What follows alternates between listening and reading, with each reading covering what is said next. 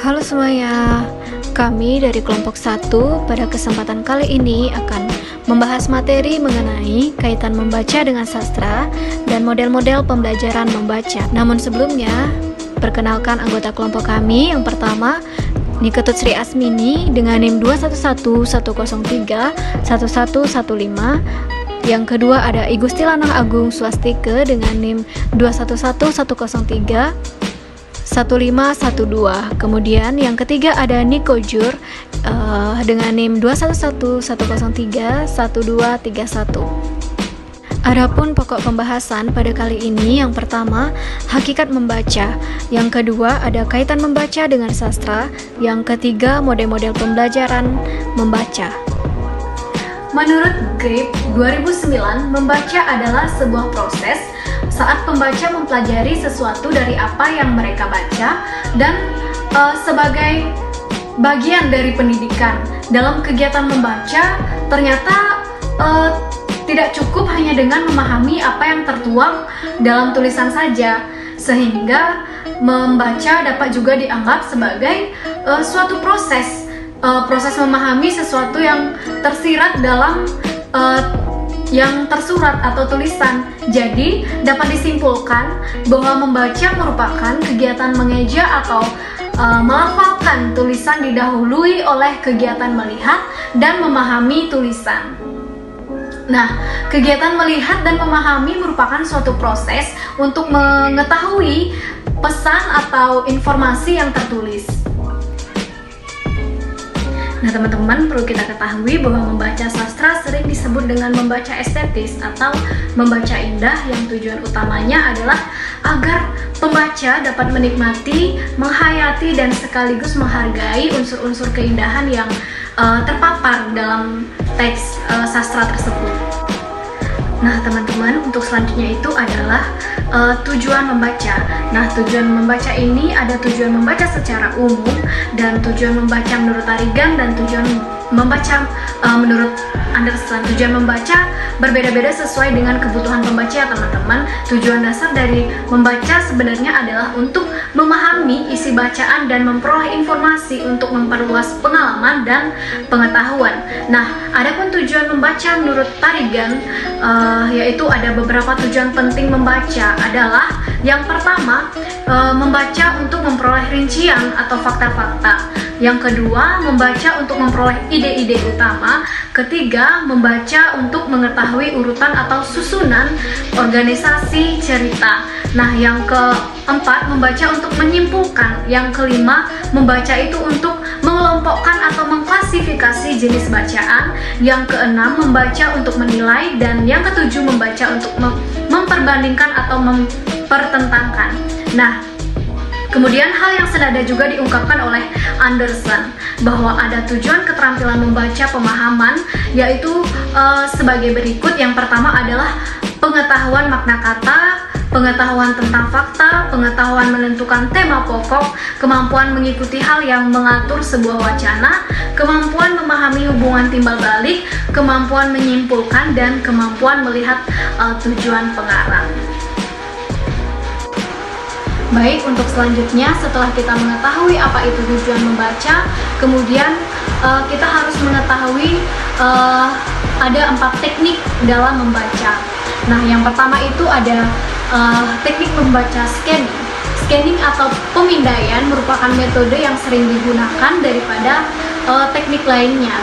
Dalam teknik ini kita hanya ingin membaca untuk informasi spesifik saja seperti kata kunci, angka, nama, dan sebagainya tanpa melihat detail lainnya.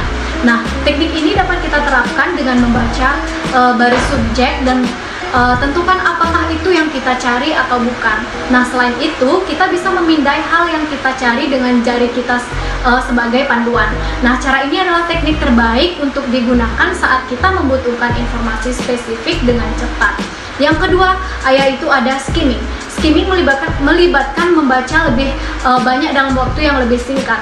Tidak seperti pemindaian, kita terlebih dahulu harus mendapatkan ide utama materi sebelum mencari detail tertentu yang mendukungnya. Nah, teknik ini paling bagus untuk karya non-fiksi. Namun, teknik ini tidak disarankan untuk membaca kontrak novel atau makalah penelitian karena kita mungkin melewatkan detail pentingnya. Nah, teknik skimming ini dapat kita gunakan untuk membaca ulasan seperti testimoni untuk mendapatkan kesan keseluruhan dari produk atau layanan. Nah, intinya dengan teknik ini kita bisa membaca bagian-bagian penting. Baik, sebelumnya terima kasih atas kesempatan yang telah diberikan kepada saya. Jadi di sini saya akan melanjutkan presentasi terkait materi kaitan membaca dengan sastra.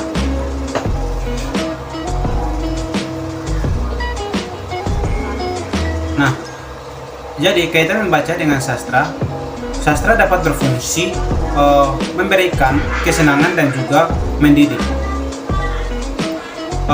Membaca sastra juga dapat mengembangkan anak dalam berpikir naratif, karena banyak sastra yang berbentuk naratif.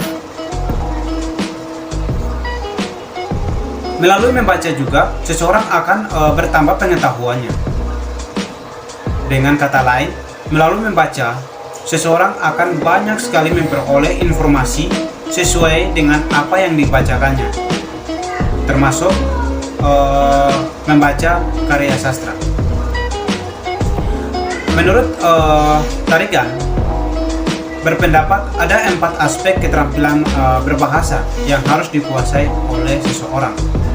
Nah, jadi 4 keterampilan tersebut yaitu yang pertama ada keterampilan mendengar, yang kedua ada keterampilan berbicara, yang ketiga keterampilan membaca, dan yang keempat adalah yaitu keterampilan menulis.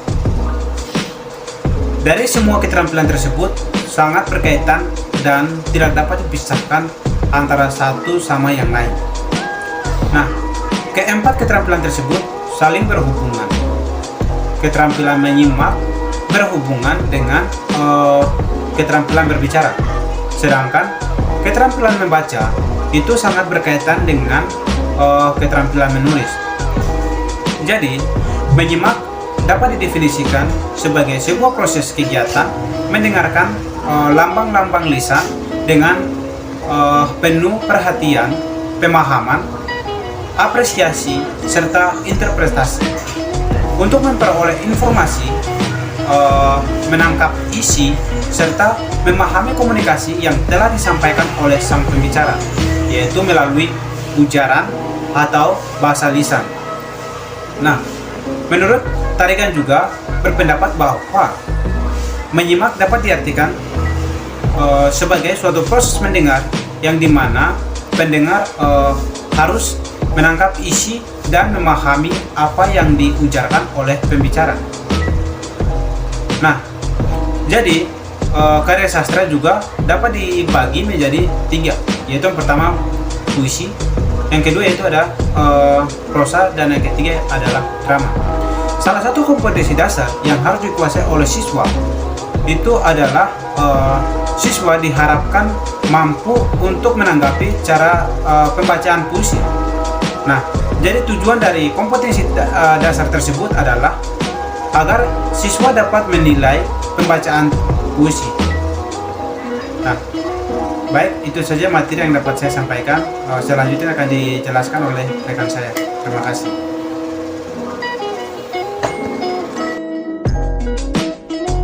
Baik, di sini saya akan menjelaskan tentang model pembelajaran membaca. Nah, jadi model pembelajaran membaca adalah gabungan kerja fisik dan psikis yang termasuk proses dalam membaca. Karena membaca diawali dari proses visual dan berakhir pada proses yang berada di otak, yaitu memahami atau mengkritis bacaan. Nah, model pembelajaran membaca sudah banyak diterapkan. Nah, diterapkan oleh para pengajar, khususnya para pengajar bahasa Indonesia. Nah, beberapa model pembelajaran tersebut dikolaborasikan ke dalam bahan ajar membaca, sehingga mampu benar-benar meningkatkan kemampuan membaca. Nah, di sini saya akan menjelaskan dan menyebutkan beberapa model pembelajaran membaca. Nah, yang pertama itu ada anticipation guide. Jadi anticipation guide ini dapat meningkatkan pemahaman siswa dengan meminta mereka berkreasi terhadap pernyataan tentang topik sebelum mereka membaca teks. Nah, hal ini mengaktifkan pengetahuan sebelum sebagai perangkat motivasi agar siswa terlibat dalam pemahaman materi teks yang akan dibaca.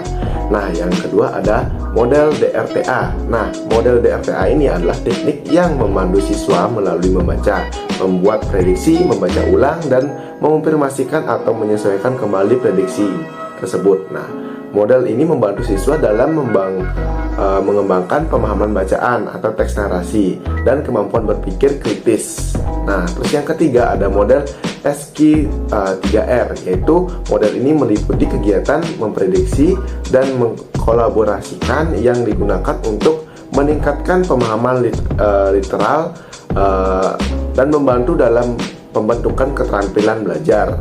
Nah, model ini adalah strategi yang memperkenalkan untuk memprediksi dan pemahaman siswa, mensurvei, bertanya, membaca, merenungkan, dan meninjau kembali materi teks yang dibaca. Terus yang keempat ada model ECOLA. Nah, model ini dikembangkan oleh Smith-Brook tahun 1982 dan bertujuan untuk mengintegrasikan membaca, menulis, berbicara, dan mendengarkan untuk pengembangan kemampuan keterampilan membaca. Nah, model ini tepat digunakan untuk siswa tingkat menengah, SMP, dan SMA. Nah, yang kelima itu ada model jigsaw learning. Nah, yaitu model ini merupakan model yang menarik untuk digunakan jika materi yang akan dipelajari dapat dibagi menjadi beberapa bagian dan materi tersebut tidak mengharuskan urutan penyampaiannya. Nah, kelebihan model ini adalah dapat melibatkan seluruh siswa dalam belajar dan sekaligus mengajarkan kepada orang lain. Nah, yang keenam itu ada model index card. Nah, itu atau mencari pasangan. Nah, model ini digunakan pada keterampilan membaca dengan memasangkan kartu-kartu. Nah, peserta didik sebelumnya ditugaskan untuk membaca atau mempelajari topik tertentu. Nah, terus yang ketujuh ada card sort, yaitu kartu sortir. Model ini adalah merupakan bagian dari pembelajaran komparatif yang mana siswa bergerak secara aktif dan dinamis untuk mencari pasangan kartu. Nah, terus yang ke-8 ada model OHRATS, yang dimana model ini dikembangkan oleh Beren tahun 1984 untuk mencakup kegiatan membaca, memilih informasi yang relevan, dan mereview. Model ini terdiri dari overview, read, dan strategi untuk membuat metode menulis catatan. Tetapi strategi ini cocok untuk siswa yang belajar menulis catatan berdasarkan pada apa yang dibaca. Nah, terus yang ke-9 ada model directed, yang dimana model ini dikembangkan oleh Ler tahun 1980-an, yang dimana model ini membantu meningkatkan pemahaman pembaca di dalam pembelajaran membaca sebagai bidang studi. Terus model ini membantu siswa dalam memilih informasi penting dan mengkategorikan informasi tersebut khususnya dalam informasi dari buku teks mata pelajaran. Nah, strategi ini membantu siswa untuk mengatur, mengolah, dan memahami materi teks yang ditugaskan oleh penggunanya. Penggunanya dapat membantu siswa dalam memahami teks, baik teks narasi maupun teks expository. Terus yang ke-10 ada model KWLA atau KWALA. Nah, model ini dikembangkan oleh Carl and Engle tahun 1987. Nah, serta model ini tidak hanya membantu siswa untuk menghubungkan apa yang mereka ketahui, tetapi juga memungkinkan siswa untuk menilai sendiri kesesuaian, ketertarikan, dan nilai personal terhadap pengalaman belajar mereka. Model ini memfokuskan pada elaborasi dan memantau pemahaman siswa. Model ini bisa digunakan pada saat sebelum membaca, saat membaca, atau fase akhir membaca. Selanjutnya, model pembelajaran Arias. Nah, yang dimana dalam model ini berkaitan pembelajaran membaca. Siswa saat melakukan aktivasi membaca akan berusaha secara maksimal memahami isi bacaan teks. Nah, dalam memahami bacaan, tentunya siswa membutuhkan proses yang membuat dirinya termotivasi untuk membaca. Nah, modal Arias ini sangat memotivasi siswa dalam melakukan kegiatan membaca. Nah, terus yang ke-12 ada model 40-40.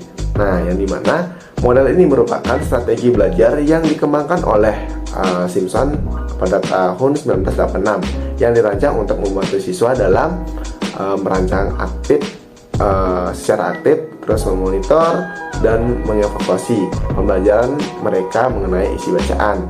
Nah, terus mempelajari proses-proses yang berbelit-belit dalam persiapan ujian esai. Nah, terus menggunakan proses menulis untuk mempelajari isi bacaan. Nah, terus yang ke-13 ada modal membaca berdasarkan pola pikir. Nah, model ini menekankan pemahaman membaca yang didasarkan pada pola berpikir yang diterapkan dalam proses membaca. Nah, terus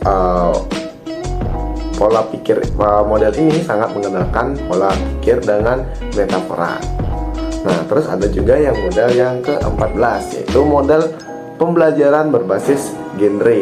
Nah, langkah umum model pembelajaran berbasis genre atau teks ini terdiri atas 4 tahapan. Nah, yaitu yang pertama, penggunaan teks, terus pemodelan teks, penyusun dan teks bersama, dan menyusun teks secara mandiri. Nah, terus yang ke-15 yaitu ada model content and language integrated learning. Nah, model ini merupakan model pembelajaran yang mengintegrasikan antara bahasa dan konten yang bertujuan memperpanjang pengalaman belajar bahasa dan motivasi dasar dalam berkomunikasi. Nah, pembelajaran membaca dalam hal ini mencoba mengintegrasikan antara kegiatan berbahasa dengan pembelajaran membaca. Nah, membaca misalnya dapat diintegrasikan dengan aspek kebahasaan, sastra, tema, atau gagasan, dan keterampilan berbahasa dalam proses pembelajaran.